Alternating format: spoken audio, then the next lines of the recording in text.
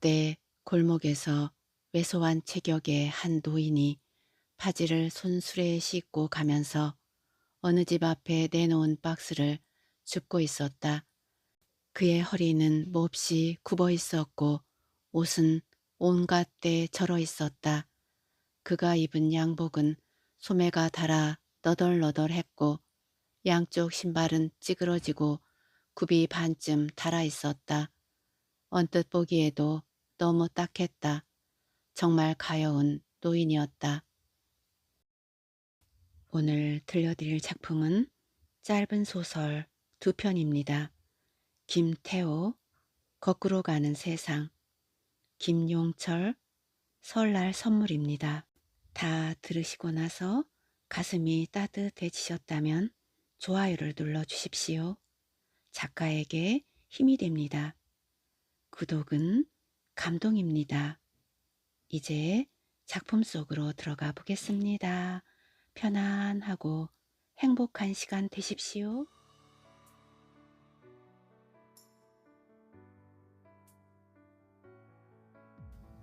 거꾸로 가는 세상.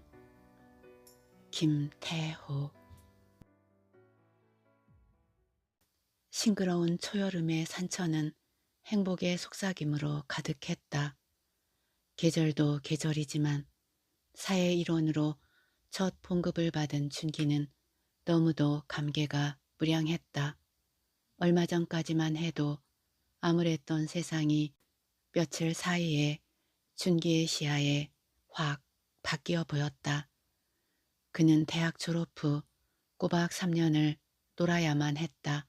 온통 실업자들의 세상이라 닭이 굳이 울 필요가 없고 모두 다 도둑놈이라 개가 짖을 필요가 없게 됐다고 하지만 이제 그는 그렇게 생각하지 않았다. 병든 어머니와 함께 살 때 그에게 누군가가 대학 등록금을 선뜻 내준 분이 없었더라면 지금의 이런 즐거운 날이 있을 것인가. 준기는 기어이 그분이 어떤 분인지 한번 만나보고 싶었다. 그래서 당신 덕택에 이렇게 당당한 사회의 구성원이 되었노라고. 그 숭고한 사랑에 대한 보답을 꼭 하고 싶다는 생각으로 가득 차 있었다. 인간에게는 모든 것이 다 대가가 있어야 하고 또 그것이 참사랑이라고 생각했다. 하느님도 번제를 받지 않았던가. 그것이 사랑의 본질이요. 인격체로서의 사랑이지. 그렇지 못하고 받기만 하는 것은 참다운 사랑이 아니고 오직 동정일 뿐이라고 그는 생각했다. 준기는 그런 정신으로 연줄 캐물어 그에게 장학금을 선뜻 내준 이를 찾아냈다. 그가 지금까지 찾고자 한 인물은 70대의 장한길이라는 이름과 그의 주소를 가까스로 알아낸 것이다. 그분은 과연 어떤 분일까? 무엇을 하는 분이며 왜 가난한 그에게 아무런 조건도 없이 선뜻 학비를 내준 것일까? 그분도 어쩌면 어렵게 공부에 성공한 사람일 것이라고 그는 헤아려 보았다. 그는 먼저 거의 여자들로 북적거리는 화려한 백화점으로 들어갔다. 선물을 마련하기 위해서였다. 그러나 막상 선물을 준비하려고 하니 망설여졌다. 다음 순간 그가 점원에게 물었다. 나이가 좀 드신 분인데 선물로 무엇이 좋을까요? 요즘 주로 많이 선호하는 양주 같은 것도 괜찮을 거예요. 그래요? 그럼 점원이 권하는 대로 그는 비싼 양주를 한 병 샀다. 그가 찾아가려고 하는 집은 버스 정류장에서 골목길을 따라 한참 올라갔다. 그때 골목에서 왜소한 체격의 한 노인이 바지를 손수레에 싣고 가면서 어느 집 앞에 내놓은 박스를 줍고 있었다. 그러는 그의 허리는 몹시 굽어 있었고 옷은 온갖 때 절어 있었다. 그가 입은 양복은 소매가 닳아 너덜너덜했고 양쪽 신발은 찌그러지고 굽이 반쯤 닳아 있었다. 언뜻 보기에도 너무 딱했다. 정말 가여운 노인이었다. 게다가 걸음걸이마저 띠뚱띠뚱 마치 찰리 채플린의 요상한 걸음걸이를 닮아서 그런지는 몰라도 영락없이 오그랑 쪽박 같아서 안쓰럽기까지 했다. 준기는 젊어서 열심히 벌어 늙음하게 최소한 저렇게 되지는 말아야겠다는 생각이 강하게 머리를 스쳐갔다. 그렇지만 인생이란 앞날을 전혀 예측할 수 없는 것이 큰 문제였다. 그는 좀 여유가 있어 남을 도울 수 있다면 그래도 좀 생활이 나을 거라는 생각을 하면서 큰 집만을 찾아다녔다. 하지만 그러한 집들은 그가 찾는 번지가 아니었다.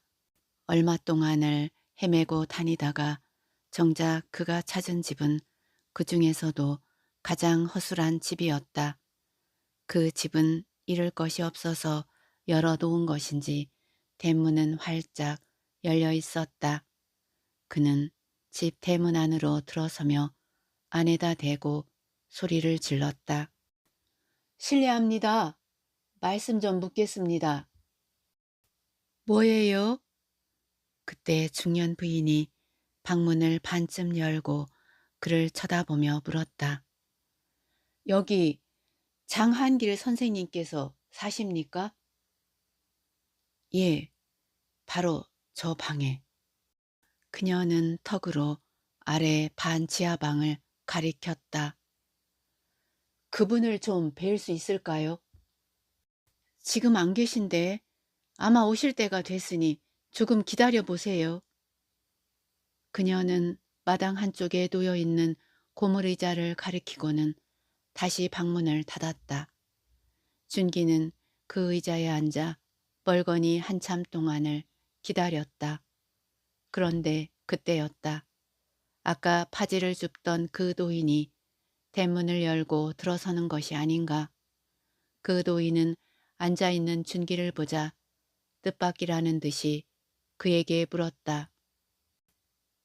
누굴 찾아왔소? 혹시 장한길 선생님께서 여기 사십니까? 준기는 벌떡 일어나며 겸손한 자세로 노인에게 물었다. 어디서 왔소?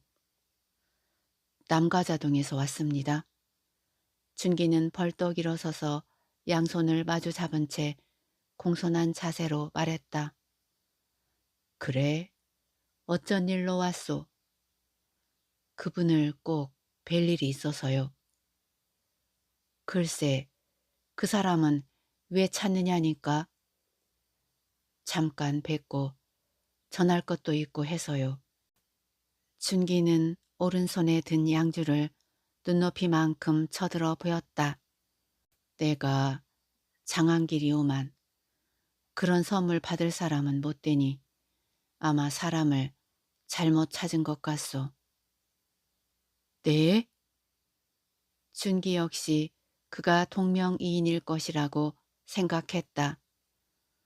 분명 여기 주소가 성북동 몇몇 번지 맞죠? 준기는 고개를 갸우뚱해 보였다. 그렇소. 그런데 무엇 때문에 만나려고 하는 거지?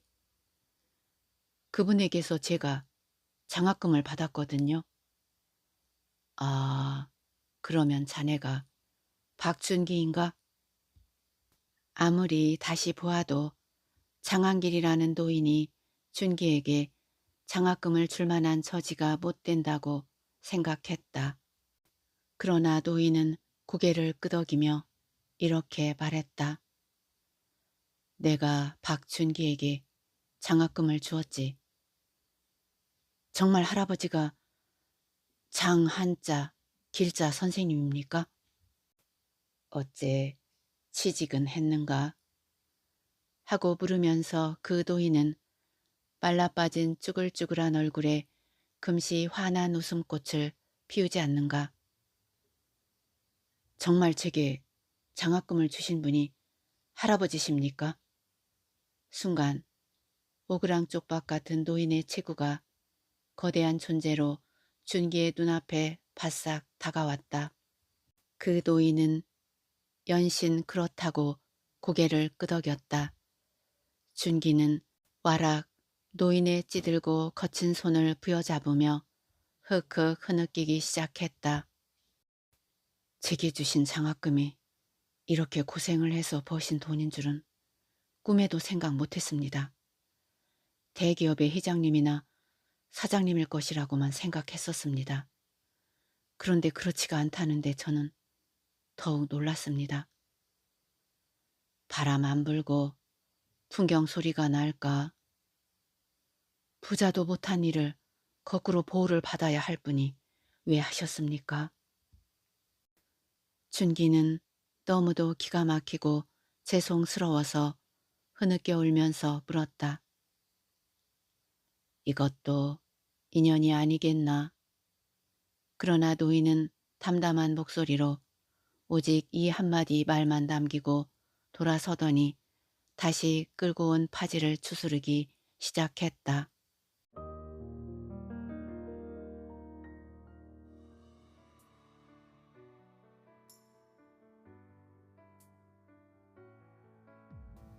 설날 선물 김용철. 내 나이가 이제 40인데 애아들인 내가 아직도 장가갈 생각이 없다면 넌 아무래도 어디가 고장났다고 할까. 암튼 뭔가 잘못된 남자다.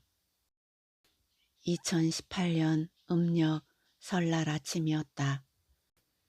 큰순의 집에서도 차례를 지내고 부모에게 세배하고 나자 아버지에게 세뱃돈을 받는 아들 근수를 바라보며 60대 후반인 어머니가 한 말이었다. 맞아.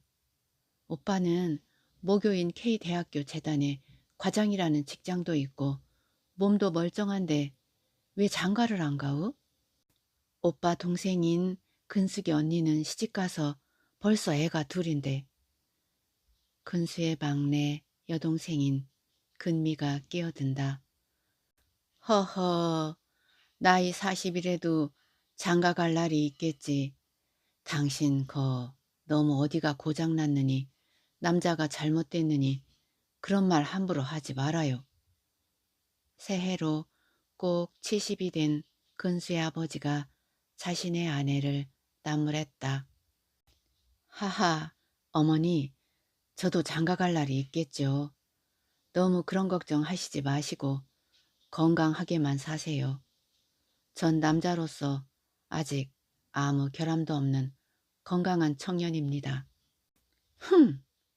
40살이나 먹은 주제에 건강한 청년 좋아하시네. 청년은 30대까지요. 그의 어머니는 도무지 아들이 못마땅하다. 하하, 요즘은 장수시대라 40대 초반은 아직 청년입니다요, 어머니. 무슨 소리요.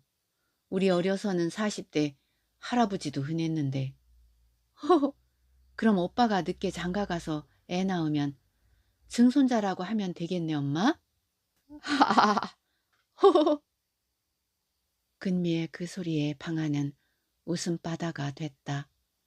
근수는 그날 밤에 자신의 방에서 미국 미시간주에 살고 있는 애인 연옥과 영상 통화를 했다. 오늘이 설날인데 세배 받고 나서 어머니가 나보고 장가 안 가느냐고 성화를 내셔서 아주 난감했어요. 지금 7개월이니 앞으로 3개월이면 우리 이세가 세상에 나오겠군. 그때는 내가 무슨 수를 쓰더라도 미국에 갈 테니 그때까지만 몸조리 잘하고 기다려요. 허허, 근수씨가 안 오셔도 어머니가 있으니까 애 낳는 건 겁이 안 나지만 문제는 애를 안고 근수 씨 집에 시집을 간다는 게 좀 난감해서 그래요.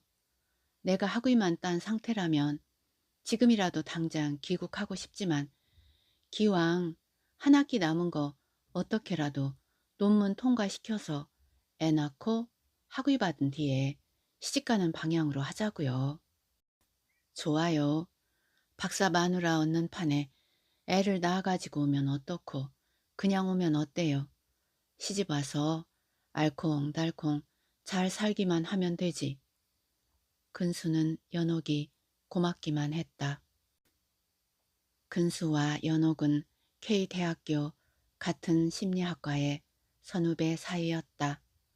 근수가 군에서 제대를 하고 3학년에 복학했을 때 연옥이 신입생으로 입학한 뒤 두 사람은 사색과 담론이라는 그 대학 학생 동아리에서 만났다. 비록 2년간 같은 캠퍼스에서 공부한 사이지만 두 사람은 마침 집이 노원구에 있는 같은 S아파트라 학교 갈 때나 귀가 시간에 자주 만나게 되었고 자주 만나다 보니 차츰 가까워졌다. 근수가 졸업을 하고 모교의 행정직 공모에 응시 합격을 해서 취업한 뒤에도 연옥은 졸업할 때까지 근수를 지척에 두고 만났다. 그러나 연옥에겐 미국 증권회사에 직장도 있고 시민권도 있는 오빠가 있어 늘 유학 갈 꿈을 꾸어온 터였다. 드디어 졸업하던 해 가을 그 오빠 덕분에 연옥이 대학원부터는 미국에 유학을 가게 된 뒤로는 두 사람은 자주 만날 수가 없었다. 그래도 두 사람은 편지로 전화로 사랑의 끈을 풀지 않았다. 하지만 근수는 미국에 애인이 있다는 사실을 누구에게도 밝히지 않았다. 워낙 먼 곳에 가서 공부하고 있기도 하지만 연옥이 박사 학위까지 마치면 한국에 귀국해서 어느 대학이건 교수 생활을 하고 싶다는 포부를 가진 연옥이고 보니 근수에겐 너무 벅찬 신부감이란 생각도 들어서였다. 그런 연옥이 지난해 8월 말 자신의 아버지가 심장병으로 갑자기 돌아가셨다고 한 열흘간을 한국에 나와 있었다. 근수도 물론 문상을 가서 그녀의 어머니와 오빠에게도 위로의 인사를 했다. 상을 치르고 나서 한 일주일이 지나고 미국행을 한 이틀 남겨둔 일요일이었다. 연옥이 아침 10시쯤 노원역에서 만나자고 근수에게 전화를 했다. 두 사람은 별 이야기도 길게 하지 않고 미리 짜놓기라도 한 듯 노원역에서 만나 오이도행 4호선을 탔다. 약 2시간 만에 오이도역에 내린 두 사람은 택시를 타고 바닷가 횟집에 가서 점심을 먹고 나서 같이 해안을 걷다가 또 미리 서로 약속이라도 한 듯이 어느 모텔로 스며들었다. 두 사람은 아무 조건도 없이 모텔 방에 들었고 천천히 몸을 닦고 나서 사랑의 불꽃을 활활 태우며 드디어 한 몸이 되었다. 그런 일이 있고 나서 혼자 된 어머니를 모시고 미국에 간 연옥이 전화로 근수에게 전한 말이 자신의 임신 소식이었다. 근수는 연옥에게 무조건 미안하고 한편 너무 고맙다고만 했다. 연옥은 자신도 30세가 넘은 올드비스인데 그리고 근수씨 혼자 저지른 잘못도 아닌데 뭐가 미안하고 고마우냐고 웃으며 말했다. 드디어 그해 5월 근수가 K대학 재단에 연가를 내고 미국에 간 지 일주일도 안 되어 연옥은 떡두꺼비 같은 아들을 낳았다. 미국에서 돌아온 근수는 어서 연옥이 몸을 추스르고 논문이 통과되어 가을 학기가 시작되기 전에 박사 학위를 받고 자신의 아들과 함께 귀국하기만을 고대했다.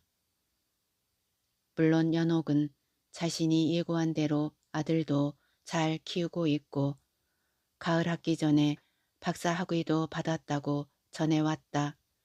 그러나 막상 연옥이 근수에게 귀국 예정일을 알려온 것은 그 이듬해 2월 초쯤이 될 것이라고 했다.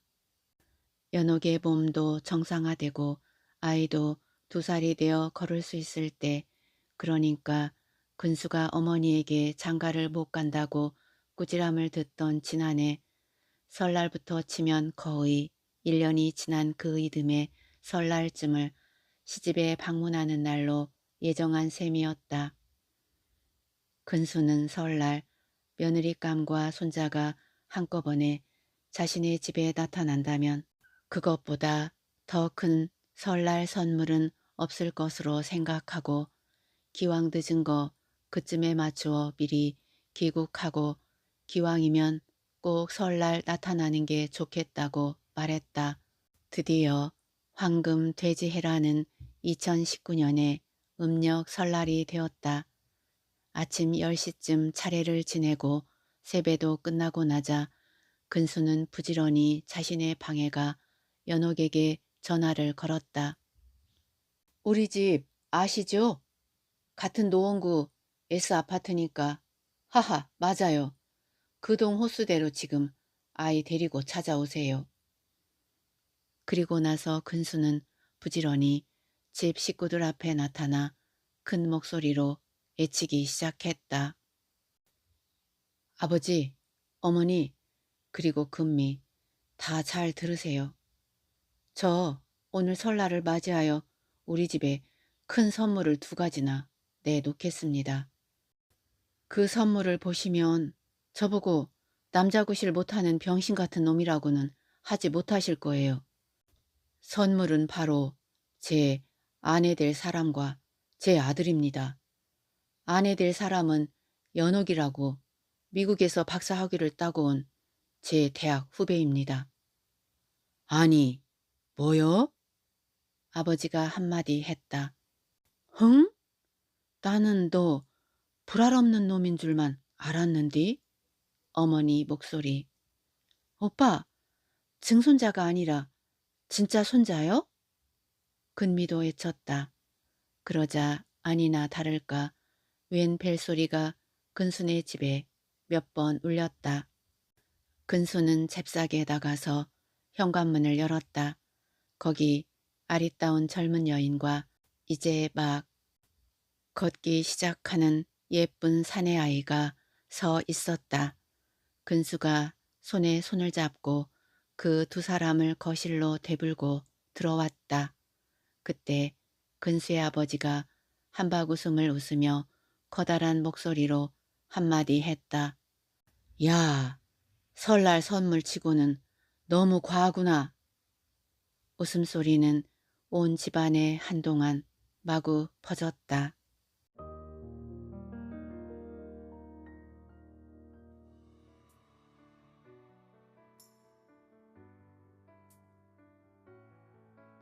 작품 잘 감상하셨는지요? 짧지만 깊은 감동이 있습니다. 폐지 줍는 노인은 왜 장학금을 젊은 청년에게 줬을까요? 반 지하에 살면서 소고기라도 사서 드시지 왜 귀한 돈을 남에게 줬을까요? 그 누구보다도 남의 도움을 받아야 할 처지인 것 같은데요. 자식을 위해서 헌신했다고 해도 존경받을 만한 일인데 얼굴도 모르는 낯선 청년에게 선뜻 도움을 주었군요. 세상 곳곳에는 예수님을 닮은 사람들이 있는가 봅니다. 끝까지 함께 해주셔서 고맙습니다. 좋은 작품 써주신 작가님께도 존경하는 마음과 감사한 마음을 전합니다.